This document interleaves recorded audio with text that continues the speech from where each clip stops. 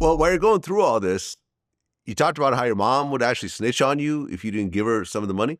Yeah, but she did that when I was getting money. Like she started doing. My mom got me locked up a few different times. I mean, so like she got me locked up about 4 times. I think 3 or 4 times. I mean, just for sometimes we don't argue with nothing. She just like whenever she felt like whatever. I mean, that's a hurtful thing, man. I mean, it's a real hurtful thing, especially because everybody gonna believe your mother. Whatever your mom say, they gonna believe her. They're like, especially when you out here doing shit for real. They're like, he did it. I mean, so like, it's like hurtful knowing you didn't do it, but you can't. I wouldn't even say I ain't do it because nobody wouldn't believe me.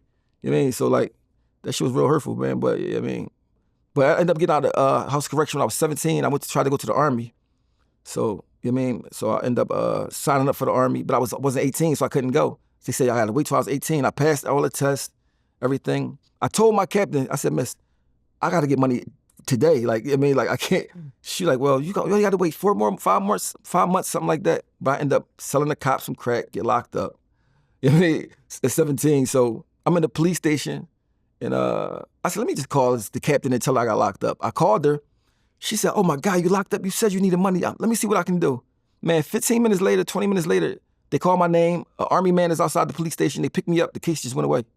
They put me in a hotel and gave me $65 a day till I turned 18. And then they sent me to Fort McClellan, Alabama to do my Army for basic training. So the government could do what they want.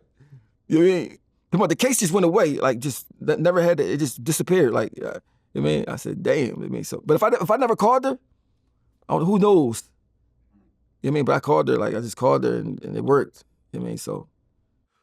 All right. So then you signed up to the Army for 9 years. Yes, that's the longest they would let me sign up because of my age. You know what I mean? I never wanted to leave. That's the first place I seen lobster tail. I seen it was something called cream chip beef. I never seen none of that kind of stuff before. Like, I'm like, damn, you get to go down the line to pick out what foods you wanted. I said, man, then they giving me I think $1,200 a month. I said, man, I'm never leaving this. Like, you know what I mean? So I was gonna stay there forever. You know what I mean? But I ended up coming home and getting shot 9 times. You know what I mean? Right. So you come home from basic training. Yeah. So you were only in the Army for like how long? Like you did basic training. So what they done? You do basic training. You graduate. You come home and then for 10 days, then they ship you off to where you're gonna be at. So within the 10 days, about to get shipped off, I get, you know what I mean, get shot up. You know what I mean, and this is 1997. You know? So this was during a dice game. Yeah, right after the dice game. Plus, I was into a lot of stuff. So like, even though you changed, people don't see you as changed.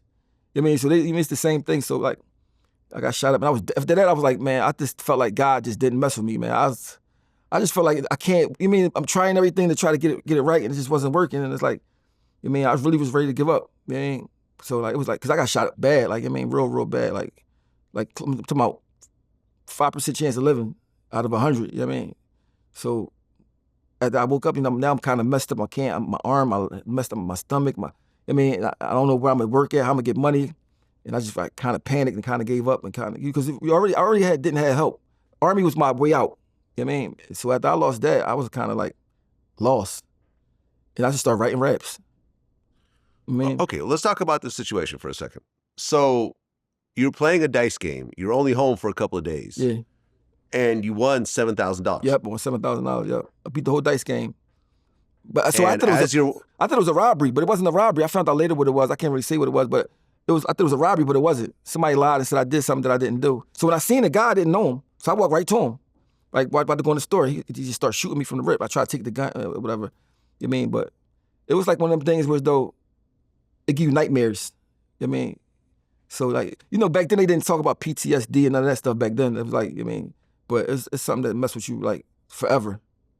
You know what I mean? Forever, like, you know what I mean? So, especially at 18 years old. You know what I mean? Well, yeah, you got shot 9 times. Yeah. But you had 16 holes? Yeah, because we was close range. It was going in and out. One bullet make 2 holes.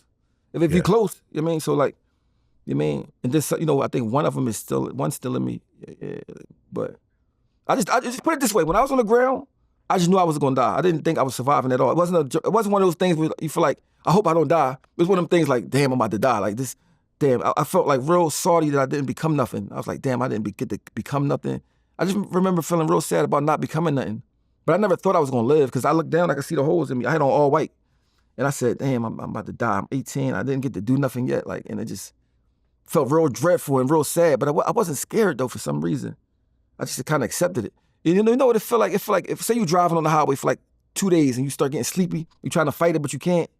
That's how you feel, like real sleepy, like you just want to go to sleep. Like you just want to go to sleep. Cause you feel like if you go to sleep, everything gonna be cool. Like just go to sleep. But I had this guy there that kept smacking me.